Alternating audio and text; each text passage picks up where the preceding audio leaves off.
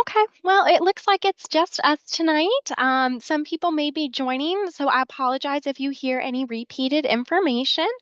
So good evening. I'm here to walk you through Southwest Middle and discuss how it may impact you and your community. I'm going to begin with just a brief overview, and then we're going to open it up for discussion. The reason for developing the community area plans is Charlotte has been continuously growing for decades and is projected to keep growing. So, in response to that projected growth, our city adopted the Charlotte Future 2040 Comprehensive Plan in 2021, which defines our 20-year vision for growth and change in Charlotte. The plan essentially calls for future growth to benefit as many people as possible. While the comprehensive plan provides the broader vision for our community, there are levels of guidance needed to make our vision come to life. This is the planning framework adopted within the comprehensive plan, and it identifies the subsequent levels of guidance needed.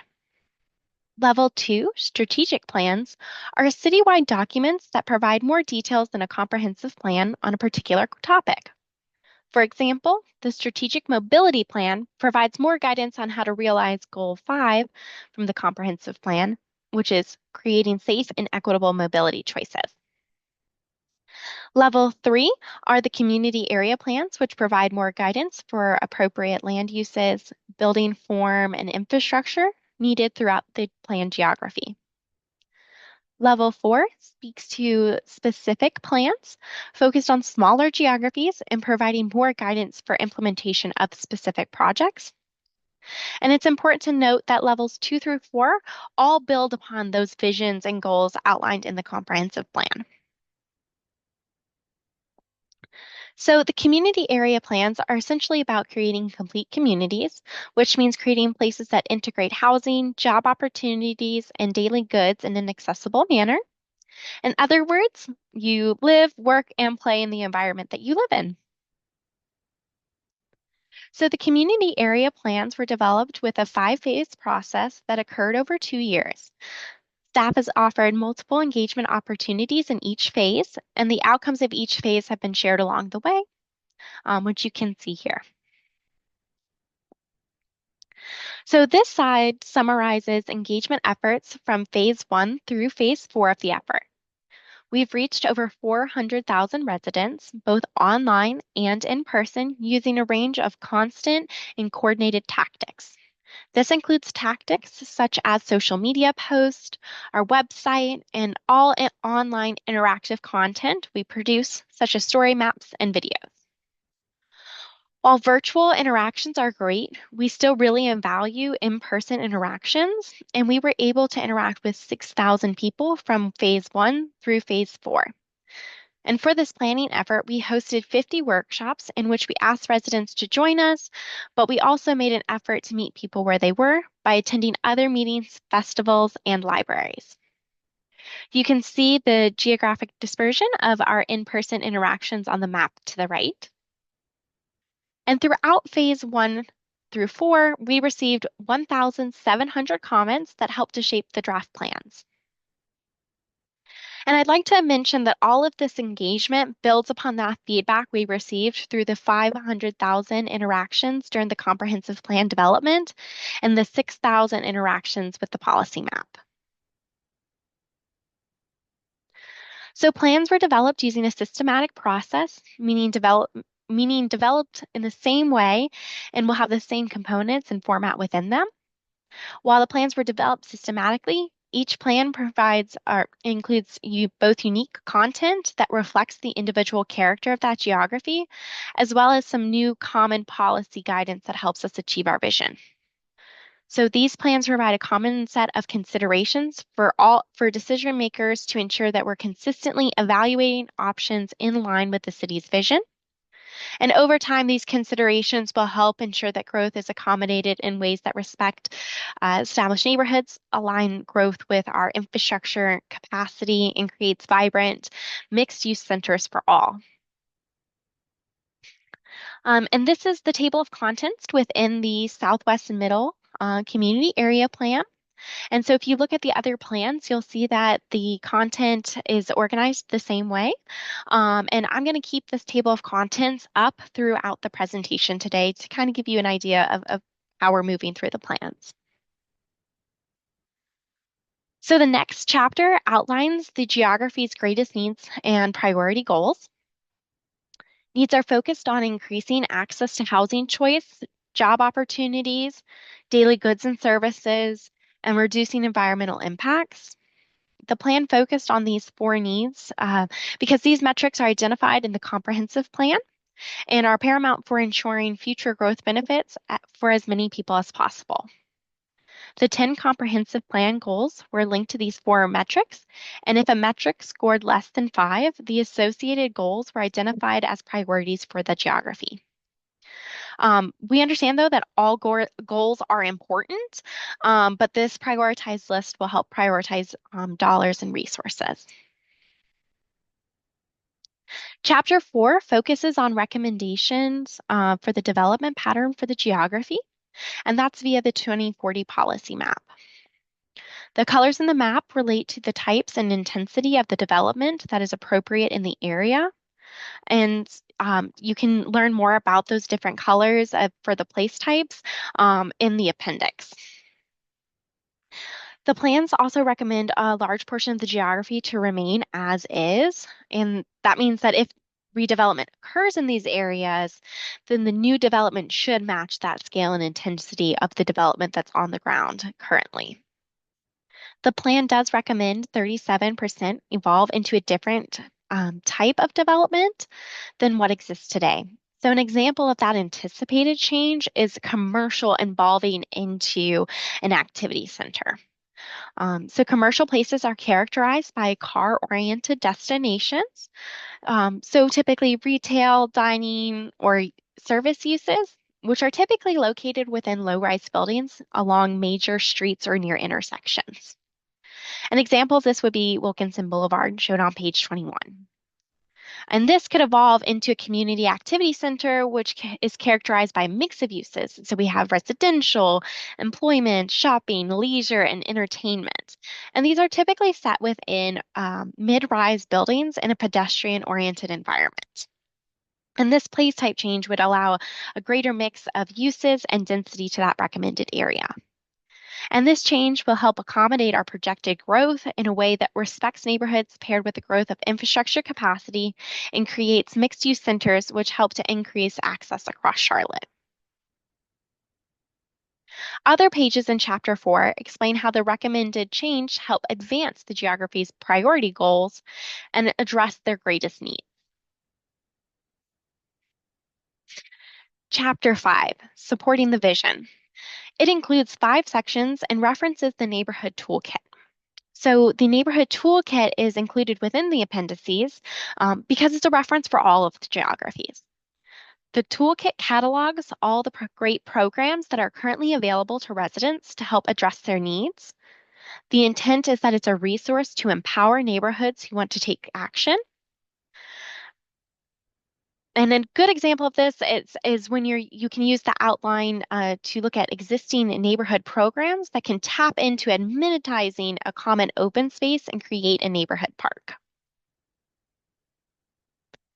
The mobility section was developed in coordination with CDOT, CATS, and CRTPO. It states that Goal 5, safe and equitable mobility, is important across Charlotte. It includes a clip of the citywide streets map, which outlines the future cross-sections for arterial streets in Charlotte. And this section summarizes the citywide strategic mobility plan and highlights the strategic investment areas within the geography. The mobility section includes a new level of guidance called the mobility assessment. This assessment evaluates how well our future mixed-use places are meeting their aspirations as outlined in the place type descriptions. These assessments should be used by all stakeholders, residents, developers, city officials, to inform future development and infrastructure projects within these areas.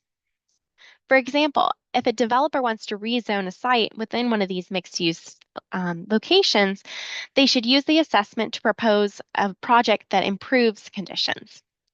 Similarly, a community member can evaluate a proposed project against this assessment to determine if the project contributes to the area's aspiration. The open space and community character chapters include a similar assessment because open space and the community character are important components of the place type. For the sake of time, I won't share those, those slides of those two assessments, but I'm happy to navigate to the documents and answer any questions that anyone has. Our next section is environmental justice and sustainability, which builds on the comprehensive plan's vision to reduce environmental impacts across Charlotte. This section provides more detailed analysis of environmental impacts within the planned geography, as shown on this the dais, which is the top right image. It also introduces the heat impacts of which is a new environmental metric that should be considered in future decision making, and that is the lower right map there. So plans are implemented in multiple ways. The public and private sectors both have a role to play, and plans may be implemented through private developments, private and public partnerships, capital improvements, and rezonings. Community area plans are an important component of Charlotte's planning framework, but they are only one of the tools that we have in our toolbox. We also have specific plans in the toolbox, which focuses on those smaller geographies and more implementation focused. And we have the ability to develop this if and when it's needed across the city. And so we're also, knowing that this is a process. And so we plan to monitor and update these plans every 8 to 10 years. And staff will share comments received and potential amendments to the draft plans with Planning Commission next Tuesday. And Council has decided to delay their decision on adoption from May 27th to give the public more time to review and comment on the plans. And that Council decision has tentatively been pushed to June. I'm happy to answer any questions, take down any comments that you have, or if you guys have any, suggestions, opportunities, I'm happy to listen to those as well.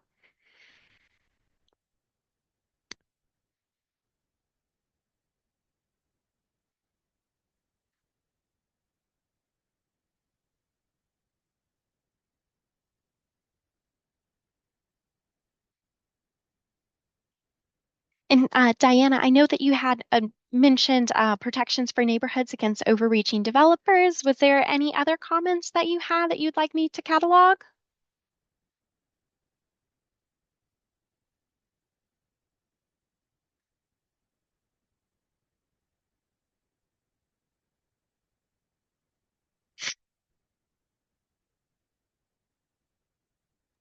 My apologies. I could not figure out how to mute. I'm on my phone today, so I Totally apologize about that. understand. Yes, I have several questions. So I was kind Okay. of waiting for everybody else to get the opportunity to ask. And whoever gave you Southwest Middle, you probably are going to deserve a raise after this. So tell them that you've done a great job. Thank you. Um, but I do have several questions. Okay. When we were going through the Southwest Middle Plan, um, we are not anti-development whatsoever, but we are definitely pro-appropriate development. Okay. And so many things have happened to Stillbury Acres neighborhood Hmm. just in the past year. We had the destruction of the man's house that used to be affiliated with the Still Creek Presbyterian Church. Hmm. The Still Creek Presbyterian Church was then bought by the airport 5 years ago under the guise of that they were going to be using it, they were going to preserve the church under the for community meeting spaces and Hmm. offices and things like that. And here we are 5 years later, and now we have 70 acres of land that have been completely clear cut all the way up to the very edge of our property lines.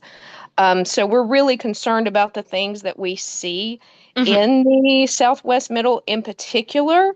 Hmm. So I'm just going to jump right into the goals on page 15 and 16 Okay. and how we don't feel that they really coincide with the plans for manufacturing and logistics. And so, my first question is, how do we reconcile these two things? How do we reconcile the city has targeted, a goal of 50% tree canopy when you destroy 70 acres of mature trees that have been here for hundreds, if not thousands of years. So how are we reconciling that with a plan to develop manufacturing and logistics right beside our neighborhood? Sure. So, well, first off, I want to take a moment. I know that you guys were also at the public meeting, so I appreciate We you were. guys, being here again tonight. And I know the Mhm. council heard you guys, and we are, shifting our comments to, our window to take additional comments, since these are draft Yes. plans. So, like I said, I do want to just take a moment and definitely recognize that. So I'm going to go ahead and share the plan real quick so we can have the conversation and kind of see and talk about it together. So if you just give me 1 minute to pull that up Sure. for you. Okay. Okay, perfect. So I'm going to go ahead and navigate to our environmental impacts section here.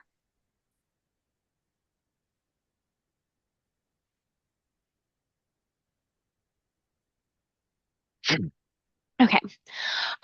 So that as you've mentioned, that this area is quite unique. You know, we definitely understand that. And I understand the frustration that you guys are experiencing with this. I think it's very unique. And so when you're talking about, neighborhood, or your neighborhood being, adjacent to that manufacturing and logistics, and I believe, you've mentioned that you want more of those protections.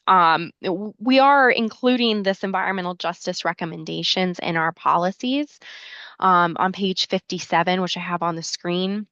And some of them are going to be more future oriented. So, for example, EJ1 is to ensure future developments do not live near undesirable or unhealthy land uses, discouraging that residential development and redevelopments in areas designated manufacturing logistics.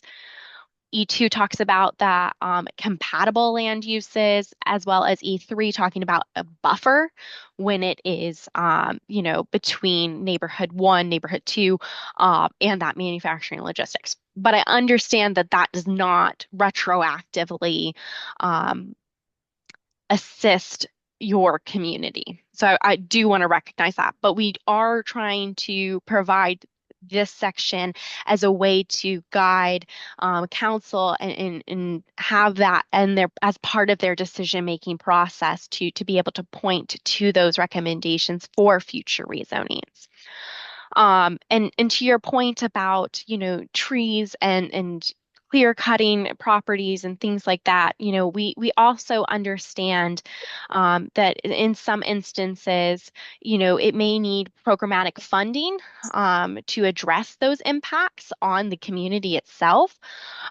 Or even get a little bit more specific than these policies offer. And again, I do think that this is a very unique instance, and it could be that this is something that we talk about having a specific area plan.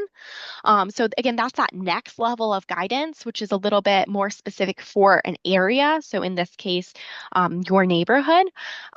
I do know that we are working through the logistics of those specific area plans, and I could get you additional information in mid to late June about that process. And that could possibly be an opportunity for your neighborhood if that's something that, you meet the criteria, you guys want to go through that process as well. Okay, yes, and I would be very interested in seeing the uh, uh, the assessment, the developer assessment, and things like that, and see how it coincides with the things that they have done so far. But I am in sales, so I travel around a lot, and I'm Mhm, in like different neighborhoods. And I was in Huntersville yesterday, for example, and they mhm, have some pretty heavy industrial areas, but what they have done is kept in place their natural barriers. Mhm. And so I would like to see something like that written Okay. into the language that if there is already a natural barrier in place, I mean, they're not supposed to build within 25 feet of our homes anyway. Mhm. Why not leave 25 feet of a natural barrier like Okay. trees, native vegetation, native bushes, whatever that looks like, keep that in place. Or if there is not a natural barrier in place, I would like to see the requirement that there has to be a fence erected or some kind of barrier between you and the construction because Okay. we're really dealing with a huge mess because the from the 70 acres that they have clear cut, now all of the water is draining down into some of our residents' backyard and Mhm. all the way down into our lake. And so it's become a kind of an environmental nightmare right now. And so I really don't want this to happen to another neighborhood. And I just feel like, the developers have been allowed to kind of overreach and get too close to existing neighborhoods. And, which brings me to my next point. Okay. We're a little bothered by, the language, and I think it was on page 23, Okay. um, 23 and 24 about how uh, the plan type changes and how it would, in how residential areas are encroaching on established manufacturing areas. Is there any language in the reverse when there is an established neighborhood and manufacturing Mhm. and logistics is encroaching on us? Is there language or protections built into this plan? Yeah, so I appreciate you bringing that up. So I absolutely, heard that when you were at City Council, and recognize that now. And I do want to apologize for the language suggesting that in this particular instance, that Neighborhood One is encroaching on manufacturing and logistics. I really do feel that this is a unique area, and in this language again, we're looking at this in a strategic way across all 14 area plans. And so that while this language may be true in other areas, for example, in Shopton, in this cap area, it also may be the same in the other 13 area plans, but in this Right. specific instance, that's not the case. That's And so, like I said, we do recognize that. And like I said, I've marked that down as a comment. That language, again, in this specific instance, is not the case. right. Exactly. Okay, my next question then, is there a plan in place to utilize already existing manufacturing warehouse buildings? Because when you drive down Shopton, there is, Mhm. acres and acres and acres. When you drive down Yorkmont, there are Mhm. buildings that have been sitting vacant for a while. So is there a plan within this document that takes that into consideration and urges businesses and companies to utilize already existing spaces instead of clear cutting 70 acres to build just more of the same type of buildings that are already exist that are already vacant? Sure. So I can't speak to the specific off the top of my head for whether or not that language is included in this. I will Mhm. say that we do have the place types guide, which is in the appendix.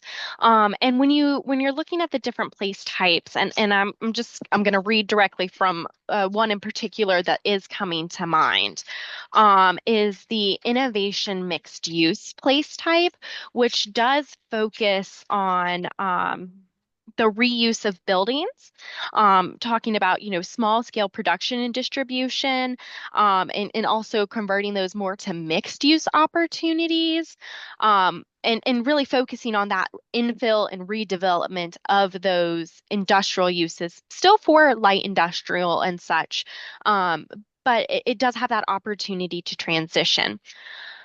So I don't, I can't necessarily say that this plan currently contains that very specific language talking about re reusing or really encouraging the use of existing manufacturing, but that is also captured in the place type map. Or excuse me, the policy map, which has those place types, Right. and that's where it's those existing manufacturing would be captured as that manufacturing, or if it's light industrial, it could be possibly captured as that innovation mixed use. And so that's where that existing land use does come into play with the policy map and would encourage then people to do the uses within those that are already existing. So again, that appropriate within that character. But that's only for mixed use facilities and not for like a large manufacturer that wants to come Well, in and do like advanced manufacturing with hazardous materials. so I'm not necessarily saying that. That's just the innovation mixed use place type that I was referencing, where it Mhm. talks about more of that adaptive reuse and using those buildings in a different way. And like I said, that is more specific to light manufacturing. But manufacturing and logistics is currently, on the land. If that is the use that's there, then the place type would be reflecting that on the policy map. So that would be that manufacturing and logistics. So, Mhm. those uses would be permitted either, by right with prescribed conditions, and that would be appropriate within that character. Right. You would have to go through the rezoning process if it was not manufacturing and logistics. And I think that's where, again, we were having that conversation about the new section of environmental justice. I think that's where we can have the conversation and look at these policies when it goes in front of council, and show that, again, we want those appropriate buffers. We want we are discouraging that manufacturing next to residential and that redevelopment there, as well as, and like I said, I'm just looking at these as kind of like a guidance then that council can use when reviewing those rezonings. So it may not be specifically encouraging existing manufacturing, but again, through that rezoning process, council could look to these small area plans that in this section in particular and use that as policy guidance.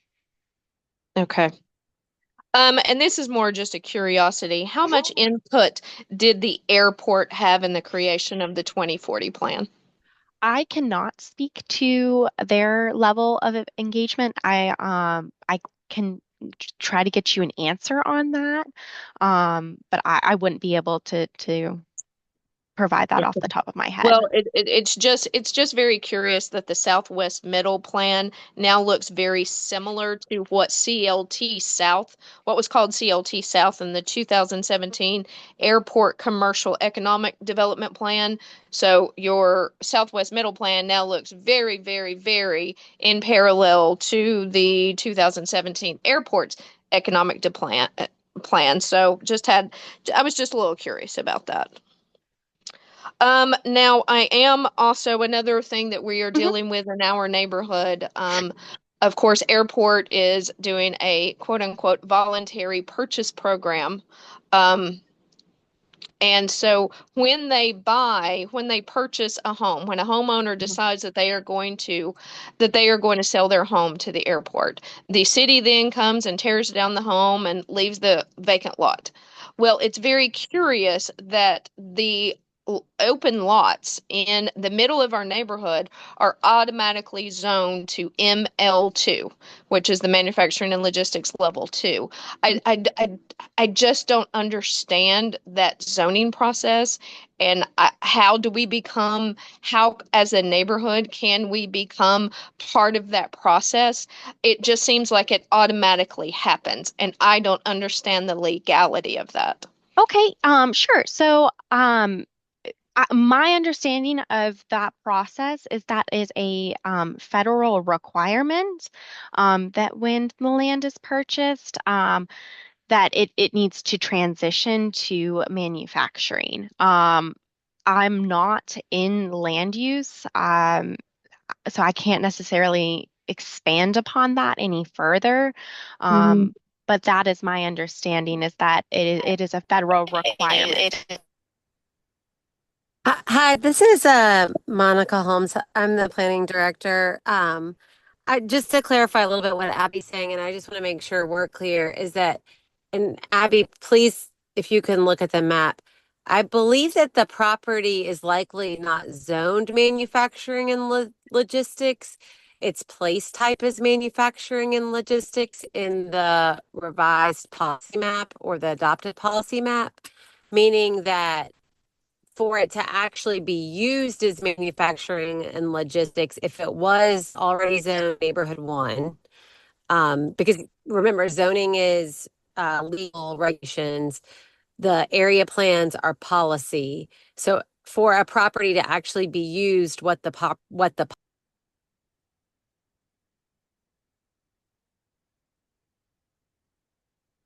I can't hear you anymore. It looks like she's coming back into the room. Oh, She may have been kicked out by with sorry. the system. I apologize. No problem. Yeah, well, according to your revised plan map, it did look like all of those little, as you can see, the little purple dots little. within our neighborhood are are are are considered manufacturing and logistics. Right. Sorry. I think I broke up for a second. Yeah. Yeah. I just want to Yeah, make you sure did. we're really clear on like what's zoned. Yeah. What's Mm-hmm. zoned, something and then what the policy map is. So Okay. if a parcel is going from what is zoned is what is legally allowed to be, like how that parcel is legally allowed to be used.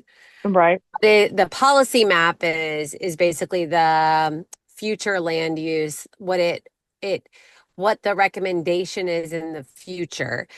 We want those to be consistent, but there has to be an actual legal rezoning process to go from one to the other. So if it is Hmm. currently zoned in one, even if it's colored purple on the map, then there's an actual process. They have to go through the rezoning process to actually put manufacturing and logistics on the property. Okay. The area planning process, like what we're doing right now, is to make sure that we have aligned, have the right colors on the map, meaning Okay. what the community wants.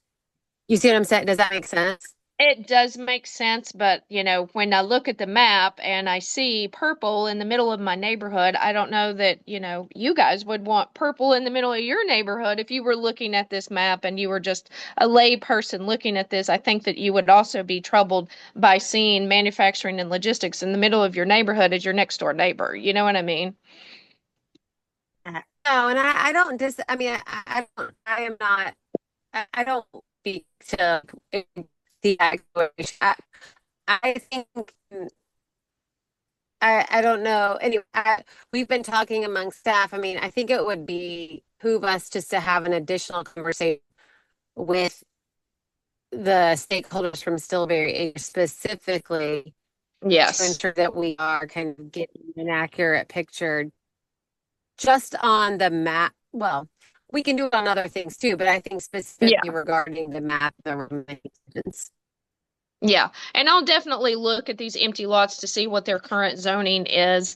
But it was my understanding that they actually have done that, but don't quote me on that. Maybe they haven't. I was thinking that I had seen that before, but it was just really alarming when we pulled the map up and saw all the purple and how we were just this little, not, we're not a little neighborhood, but our neighborhood amongst all the purple was just really a bit shocking and really kind of brought this to light. And I think everybody has had like, oh, we're going to be protected. We've got the church beside us. We have the man's across the street from us, and then all of that. And now we have it just, now it's going to be torn down. And now we have 70 acres of, mature trees and native vegetation that we had beside our neighborhood that's just been clear cut, and now the runoff from that construction site is now running into our neighborhood. So it's all of this together. It's just maybe bad timing that the 2040 plan came out at the same time that we were dealing with the construction next door to us. But it's all really it's becoming real to more and more of our residents, and everybody is, I don't want to say scared, but yeah, we're feeling a little bit under attack here. and that's completely understandable. I I would love the I Are apologize. you having It seems she's having some connection issues. She okay. may be rejoining again in a moment. Okay. Okay.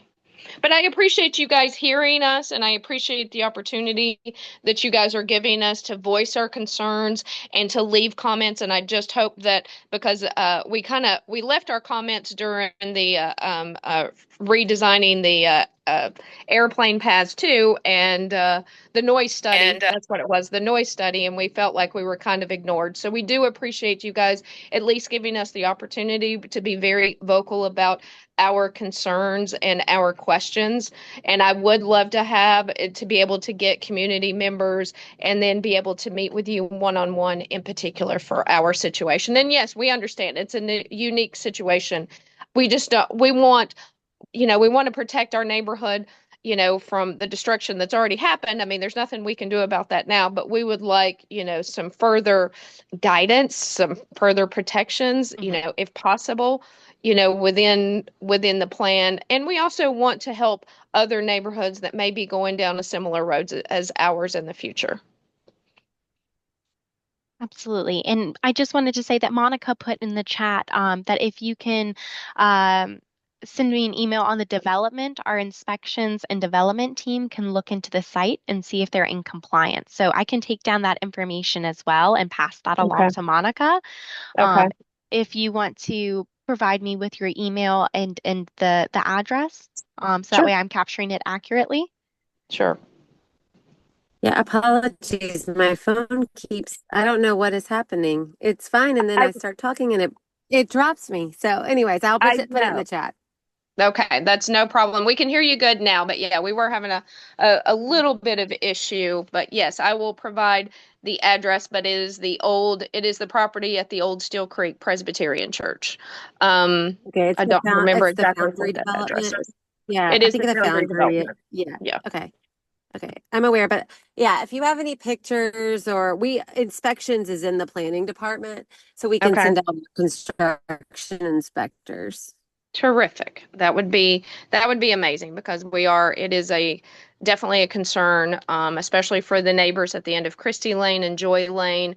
They are been tremendously impacted by this, but it's also now flowing down into our lake as well. So very, very concerned. Yeah, okay, I will also put I'm going to put Nan Peterson's email address in the chat. She is who does all of our development services follow up when we get Okay. complaints or when we have questions. So to make sure that you have her contact information. Terrific. And I will put my email in the chat as well.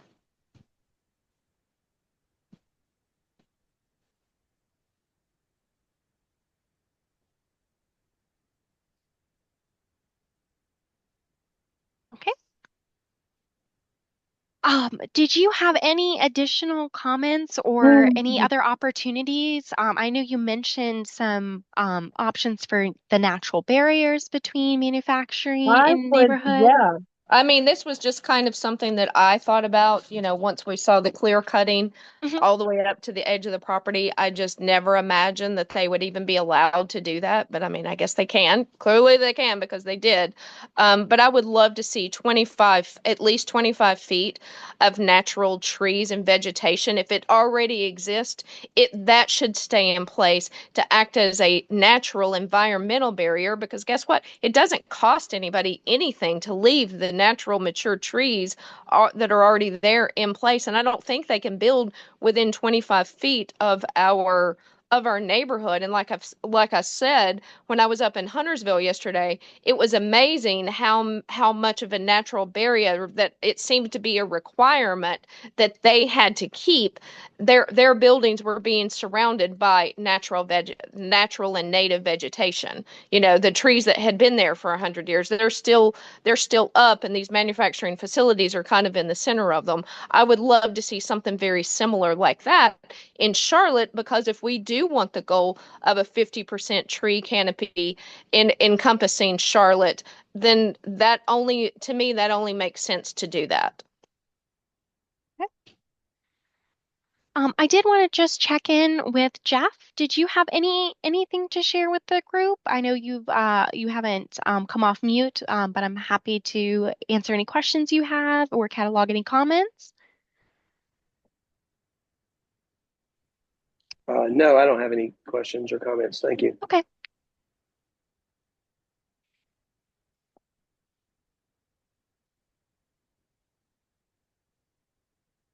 But yeah, is there anything else that you'd like to share with us today, Diana? Well, let me see if I have anything else on here. I know I've asked some pretty tough questions, and I appreciate you being so kind and thoughtful in your responses. Oh, are there any companies or are there already tenants that are already committed to some of these big manufacturing and logistics areas that you have planned for Southwest Middle? Are there any particular, I mean, maybe you cannot divulge who that company might be, but are there tenants already committed to some of these large manufacturing facilities? Um, I am not aware of any of that. I Okay. believe when you're talking about committed developments, Mhm. that would in from my understanding is going to be more of like entitlement services where things are rezoned. Okay. So we do have you can go to our website and look at rezonings and get more specific information. I know Kathy just came off mute, or I don't know if you have something else to share. Oh no, you're doing great, Abby. Yeah, Okay. we a lot of times we don't, believe it or not, know exactly who the tenant will be when Okay. properties rezoned. You can do there's some searches that maybe you could do on building permitting. Um, and there's also the development near me app. There's different things, but we often don't know who the tenant will be. Okay. But do you have tenants in mind whenever you're building these large facilities? Not necessarily. No, so we're basically with the policy map, we're basically setting up, I guess, the opportunity for that to Hmm. happen, but we don't, it's not like we know, oh, this particular tenant. It's very, very unusual that we would know that someone was coming or planning in that level of detail for someone to be there. Okay. All right. Well, I think you've answered or addressed most of the questions that I had so far, but we would really appreciate the opportunity to come together on a more localized basis with Steelberry Acres so that, our residents can, voice their concerns or ask the questions that maybe I haven't thought about tonight. Yeah, absolutely. We do have office hours. I'll go ahead and share that slide real quick. This is a great opportunity to have more of those one-on-one conversations. So let me go ahead and share that. So these are on Tuesdays and Thursdays. So Tuesdays 11 a.m. to 1 p.m. and then Thursdays from 3 to 5. And you can actually sign up for these. We offer it virtually. So you're able to sign up. We have on our community area plan website, but I'm happy to walk you through the steps to get to that as well. And that's a great way if you are looking more one-on-one, if you also know that, you want to represent your neighborhood, or if there's, a couple of you that would like to join, that is a Yeah. great opportunity. We've also been having uh, you know, community meetings with specific communities. So again, if that time doesn't work, you're welcome to reach out to us, and that is on the previous slide. So you can do that. Like I said, going to our website, our email is online as well, and you can send us any comments specifically on there. Again, your opportunity is also to comment directly on those plans, or again, those one-on-one conversations. A great option is that those office hours that we're having. Yes, and I have encouraged, I've sent out a email distribution to most people in the neighborhood that have provided their emails. So they do have those instructions that they can leave the comments there, but I've also given your email address as well, just to make it Mhm. easier for some of the older residents that might be a little intimidated by the website. So. Sure, of course. So we would definitely love to set up a time that we can meet with you one-on-one as a community. I think that that would probably be the best solution for Stillberry Acres. So, Diana, would you be the contact for that? Because if we can do it virtually, or Of course, yeah. if you want to do it in person, we can certainly do that too. I think virtually would be fine if I need to host the residents that are interested in joining. I can do that, or they can join at home on their own. So I will give them those two options. I would be a good contact, and actually, you can, and I'll also put in the chat our neighborhood email address as well. Okay, great. Because I think for your your neighborhood's specific concerns and issues, Hmm. not all of them really fall under the CAP umbrella, but so we want to make sure that Right. we get the right pieces in the room to kind of the right people in the room to hear, make sure everyone's hearing and get you all the Absolutely. information at once that we can. Absolutely. And I think I've highlighted, I think our general concerns Mhm. tonight. So I hope that that is helpful. You know, the Yeah. language that was on page what was it, 23 and Mhm. 24, Yeah. and then how the goals coincide on page 15 and 16 with the development of manufacturing and Mhm. logistics, and just the protections that we would love to see put in place within this plan for existing neighborhoods so that nobody else has to endure what we are right now. Yeah. Yeah. Really appreciate that. Thank you.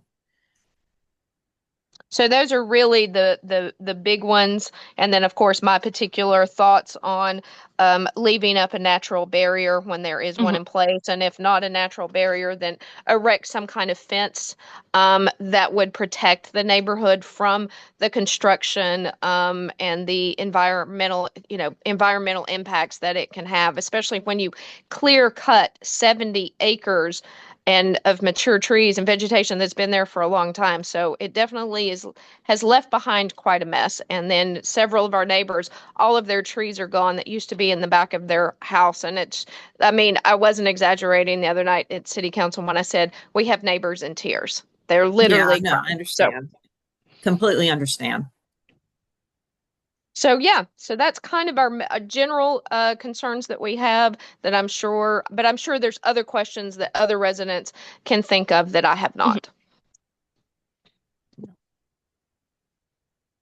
Mhm. Well, thank you very much for all the time you've put into this. We really appreciate that. Of course. No, thank you. I appreciate you guys because, like I said, in the past, we feel like our comments have just fallen on deaf ears, and our comments are just just sidestepped or completely forgotten about in most cases. Mhm. So we appreciate that you guys are putting this kind of thing together that allows people to speak up and allows to voice their concern and ask questions, and then gives you the opportunity to address them directly. So that's really good. I wish that there were more people participating in this process, but Stillberry Acres definitely wants to be.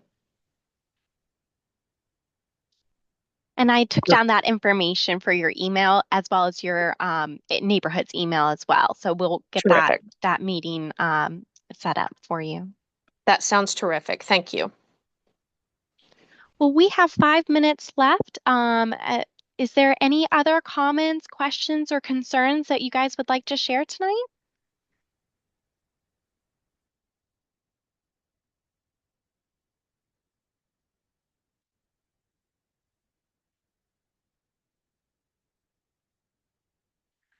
All right. Well, if you guys are welcome to hang out with us for the next 5 minutes. But if you do not, you're welcome to, have a great rest of your night. I just want to say thank you again for participating and coming out, especially if you have already been to council this week, another night meeting.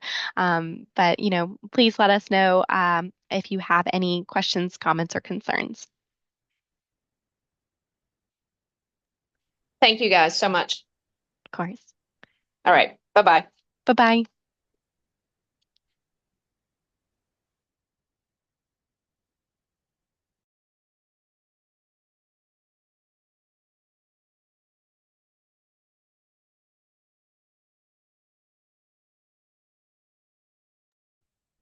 Jeff, did you have anything? I know you already said no, but I just wanted to check in during these last few minutes. No, actually, I didn't. Yeah, thank you. And I don't have a concern. I really just wanted to, yeah, just kind of understand the process here. And yeah, this was very, very informative. Thank you. And good job, y'all. Thank you. I like the way your tone and tenor of the meeting. Very good. Thank you. Thank you so much. I hope you have a great rest of your night. Okay, thank you. You too. Goodbye. Thanks.